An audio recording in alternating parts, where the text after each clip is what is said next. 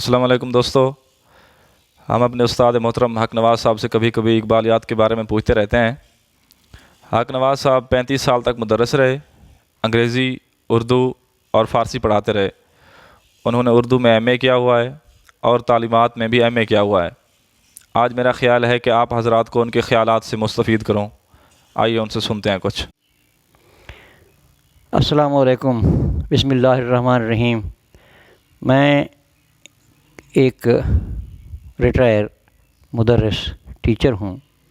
کافی عرصہ class room اور درس و تدریس سے واسطہ کٹ چکا ہے۔ نام میرا حق نواز ہے، بلوچستان میں سروس کرتا رہا۔ ابھی بچوں کی فرمائش پر علامہ اقبال کے چند اشعار کی وضاحت اور تشریح میں آپ کے سامنے پیش کرتا ہوں۔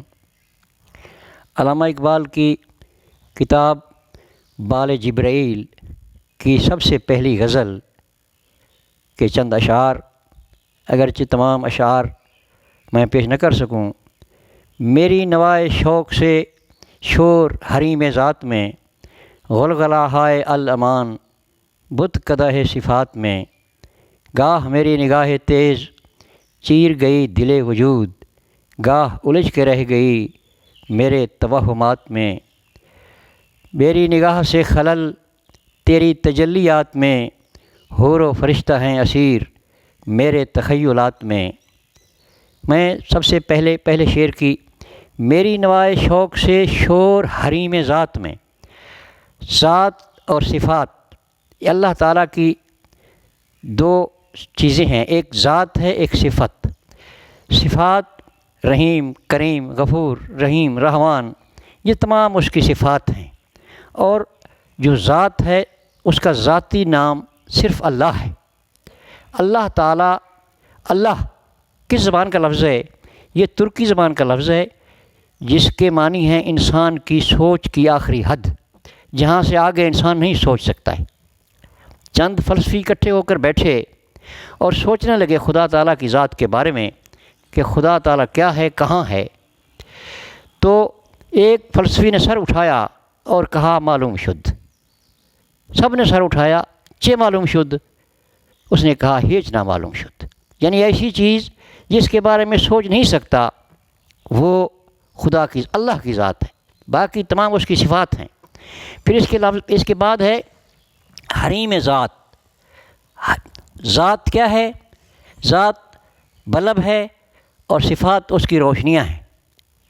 ذات بلب اور صفات اس کی روشنی، ذات سورج اور صفات اس کی روشنی، اس کا اجالا۔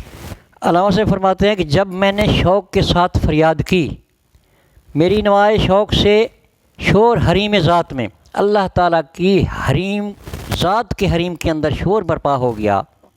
غلغلہ ہائے الامان بت قدح صفات میں، جو اس کے ارد گرد صفات کا بت قدح تھا، وہاں پر یہ شور ہو گیا کہ کیسی چیز ہے یہ، کون سا انسان ہے جو ذات تک پہنچ گیا، ہمیں پوچھے بغیر، صفات کو پوچھے بغیر جو ہم تک پہنچ گیا، یہ کیسا انسان ہے۔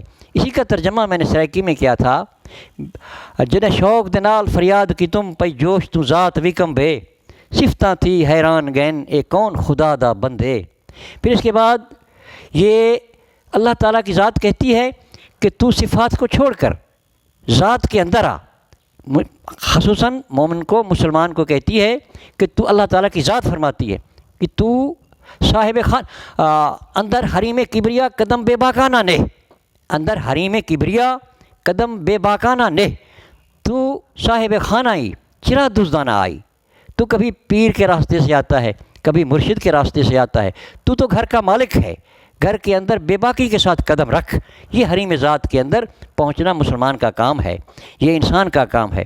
یہ نبی پاک صلی اللہ علیہ وسلم معراج پر پہنچے بغیر کسی صفت کے، تمام صفات رہ گئیں، وہ ذات تک پہنچ گئے۔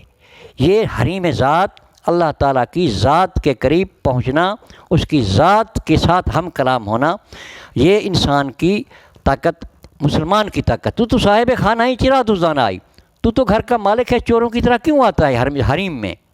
اس کے بعد ہے گاہ میری نگاہ تیز چیر گئی دل وجود، گاہ الجھ کے رہ گئی میرے توہمات میں۔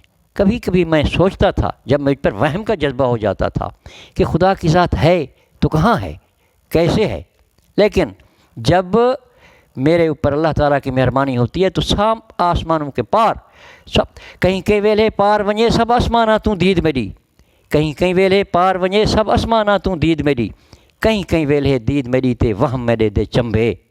حضرت یعقوب علیہ السلام سے پوچھا گیا کہ جب حضرت یوسف علیہ السلام نے مصر سے قمیض بھیجی تو حضرت یوسف علیہ السلام نے کہا آج مجھے یوسف کی قمیض کی خوشبو آ رہی ہے، تو جو ساتھ بیٹھے ہوئے تھے انہوں نے کہا کہ ہنوز بوئے پیرہانے اورا شمیدی، اب تو اس وقت اس کے قمیض کی خوشبو سونگ رہا ہے، چرا اورا درچا ہے کنان ندیدی، اس کو کنان کے کنویں میں کیوں نہیں دیکھا تھا؟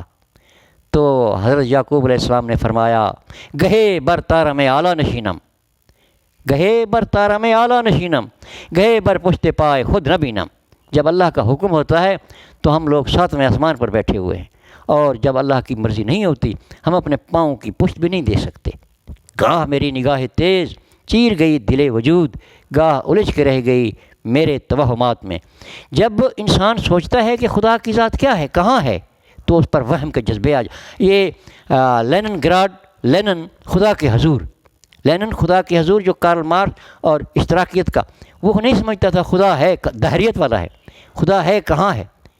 اللہ تعالیٰ کے حضور، خدا کے حضور لینن کو علامہ اقبال نے سجدے میں ڈالا اور کہا اے انفس و آفاق میں پیدا تیرے آیات، حق یہ ہے کہ زندہ و پائندہ ہے تیری ذات، میں کیسے سمجھتا کہ تو ہے یا کہ نہیں ہے، ہر دم متغیر تھے خرد کے نظریات، جب آنکھ نے دیکھا تو وہ عالم ہوا ثابت، میں جس کو سمجھتا تھا کلیسا کے خرافات، ہم بند شب و روز میں جکڑے ہوئے بندے، تو خالق کے آثار و نگار اندہ آنات۔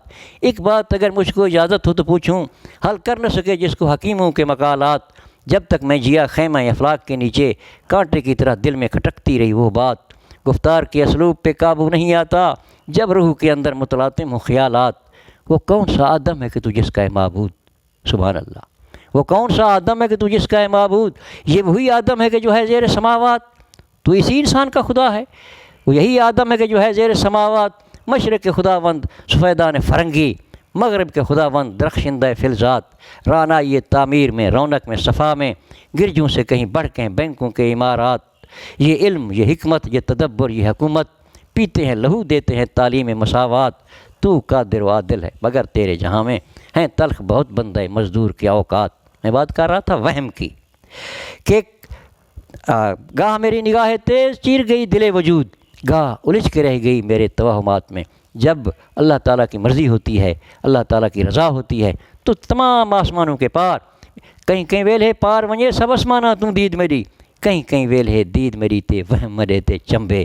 اور اس کے بعد میں گاہ میری نگاہ تیز چیر گئی دل وجود، گاہ حور و فرشتہ ہیں اسیر میرے تخیلات میں، حور و فرشتہ ہیں اسیر میرے تخیلات میں، میری نگاہ سے خلل تیری تجلیات میں۔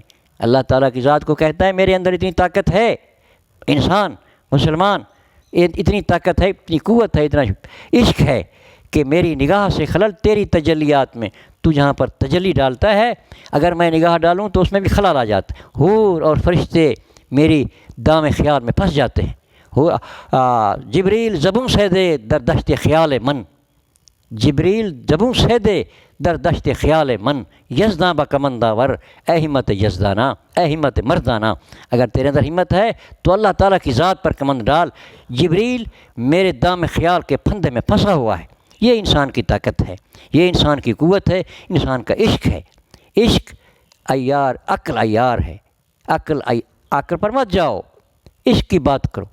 عقل عیار ہے، 100 بھیس بدل لیتی ہے، عقل عیار ہے 100 بھیس بدل لیتی ہے، عشق بیچارہ نہ ملا ہے نہ شاہد نہ حکیم، یہ سیدھی بات کرتا ہے۔ لیکن بات یہ ہے کہ مسلمان حکمت، عشق اور جنون، یہ تین سب چیزیں مسلمان کے پاس ہیں، مومن کے پاس ہیں، مرد مومن کے پاس ہیں۔ اگر عقل کی بات کرتا ہے تو فلسفی کو بحث کے اندر خدا ملتا نہیں، فلسفی کو بحث کے اندر خدا ملتا نہیں، ڈور کو سلجھا رہا ہے اور سرا ملتا نہیں۔ بس السلام۔